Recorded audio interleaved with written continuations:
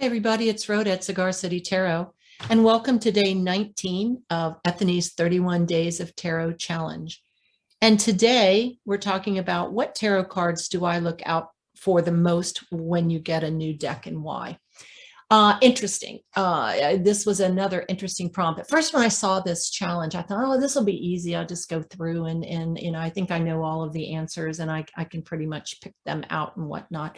But as I got into prepping and getting ready to record these series, I thought, well, what do I look for? So I went back through all of my decks. One of the first things that I started doing when I got back into this tarot journey back in 2020 is every time I got a new deck, I would definitely interview the deck, right? So before I even, and then after, well, before I even interviewed the deck and shuffled up all the cards, I went through each of the individual cards and kind of sat with them for a few seconds to see what my gut reaction would be. And as I did that, one of the things I knew I wanted to do was, I think I've mentioned that I make tarot decks, card holders and whatnot for each of my decks. This happens to be the standard Rider Waite. And I do it, some of them have actually too, because I'm like, oh, I feel like sewing and do another style. But the other thing I did is, as I think I've talked about in another video, is I make little domino representations. I have little dominoes and I scan in a card that I like, and then I'll go ahead and put it on a domino and then, cover it in resin, and it becomes the charm on the deck so that I don't have to remember what pattern that I put them in, because I have so much material I don't often remember. But I can easily see the domino tile and say, oh yeah, that's the Dark Mansions tarot, or that's the Ethereal Visions tarot, or whatnot. So what I started doing is, there were some cards that I thought were absolutely beautiful, or were absolutely creepy, or were absolutely I loved, or hated. And so I would go through and I would just, as I went through each of the cards, I would pull out which ones I liked. No filter, just go through, oh, this is nice. Temperance, I'll pull that one out. Oh, look, I like the Star. Yeah. Oh, the Queen of Swords is okay. Oh, I like the Three of Cups. And so depending on the deck, there might have been different cards, right? In one deck, I really liked the Three of Wands, but in another deck, I didn't. Like in the Rider Waite Smith, I don't really like it, but I like it in Dark Mansions. So it might have been my favorite card. Whereas in the Llewellyn Tarot, I happen to love the Moon. I happen to love the Moon in Ethereal Visions. I happen to love the Moon in many other decks. So I started noticing a pattern of the cards that I wanted to look for or spoke to me. And that happens to be the Moon. So here are the Moon and the Star. And it's funny, they're all major arcanas. I mean, I do like other ones, they don't always happen to be, but those are the two that seem to have brought themselves out to me more. The only reason I have Temperance in here is that I am a Sagittarian, and for astrological, if you are, looking at, or subscribe to astrology, symbolism or information or whatnot in the deck, Temperance is representing Sagittarius. And I found that, especially, I'll show them in a minute, but especially this one in Dark Mansions, I just love her. She is actually let me see if I can pull that over, because I believe I have it here. She's actually the tile. Yeah, Temperance. She's actually the tile on my, let me see if it'll focus for me here. There she is on the little tile here. So anyway, that is pretty much why I've just, as I've gotten so many decks, I'm up to probably 20 decks now. I know many of you have quite a few more, but for me, that's a lot, going from none, because I had given my original deck back when I was a teenager away and did not delve into it again for almost 30 years. But I found that these two cards, the Moon and the Star, are the ones that I look for the most. And if one strikes me, like I said, it might be the Three of Cups, it might be the, it's not often the Three of Swords, but there are some, like to me, the Wheel of Fortune in the Dark Mansions tarot was a tough choice between that one and Temperance. Anyway, kind of long-winded, but that's it. So as we take a look at them in the moon, I think the moon is probably the number one. And I only pulled out a few decks that I had from some previous videos. I didn't go dig out every single moon.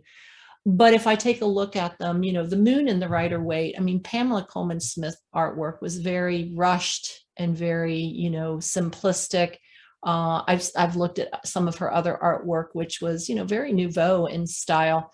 I know she was rushed to get these done, you know, by Waite. But anyway, I still like it. I just love the little crayfish or lobster, you know, it reminds me of Louisiana. This always, the moon card for whatever reason, and I think it's because of that lobster crayfish thing, because it looks like it's fresh water, not salt.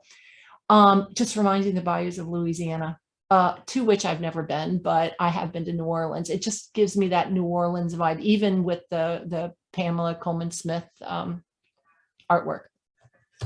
But if you look at this one, I love the dark mansions, and I've said that a million times. If you take it look at this moon, it definitely looks like the New Orleans vibe, right? So there is, you know, kind of like a Marie Lebeau kind of a feel. Anyway, I just love her. And then I had the Northern Animal Tarot lying around, looking at it. It's actually one of the decks. I think I mentioned in another video I want to work with more this year. Even though this has a matte finish or a linen finish, it still is kind of shiny. But this one, it's got a very similar feel, although this one doesn't remind me of Louisiana, even though you've got the crayfish here. Although I don't know, do crayfish live up in Northern Ontario and Canada? I would think it would be too cold, but maybe they do. That's just my ignorance showing.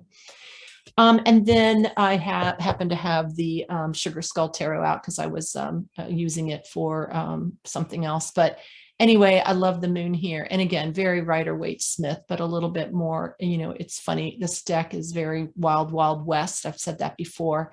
And Where in the Desert it's just, this particular deck reminds me of Phoenix, Arizona, in the Sonoran Desert, right? I don't know why. It just reminds me of that. Not New Orleans at all. It's like, where are you going to find fresh water running in the middle of the desert? But maybe you can. So anyway, oh, there, that's a better view. You can see the pretty colors in there. And the star. Again, I think the star, the Wish Upon a Star, it's one of my favorite songs, When You Wish Upon a Star, right? Your dreams may come true. She's pretty in Pam's deck, simplistic but pretty. Again, my favorite star version of the moon. I mean, of the star in the Dark Mansions Tarot. It's so cool. You can't really see it that well. Oh, this card is just. It's like she has pearls all over her dress, you know, as she's in the. Whoops, almost dropped it. Anyway, just a beautiful.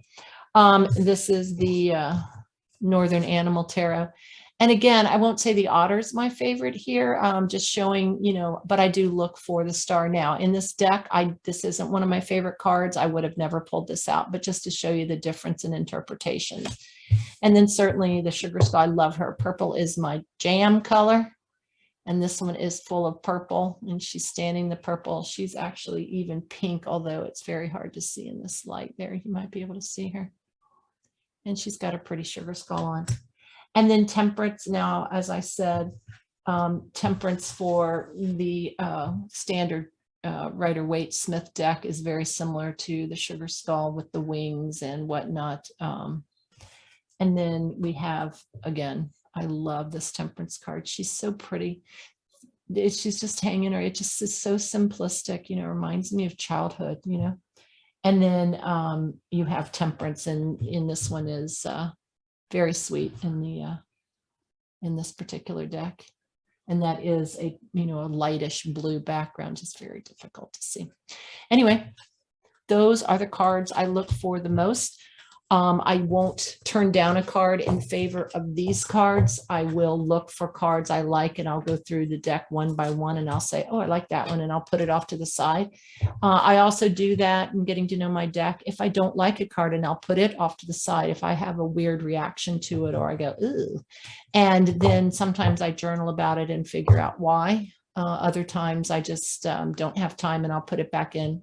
If I come in, sometimes when I go through it a second or third time, it's not the same card, but always the moon and the star are there for me.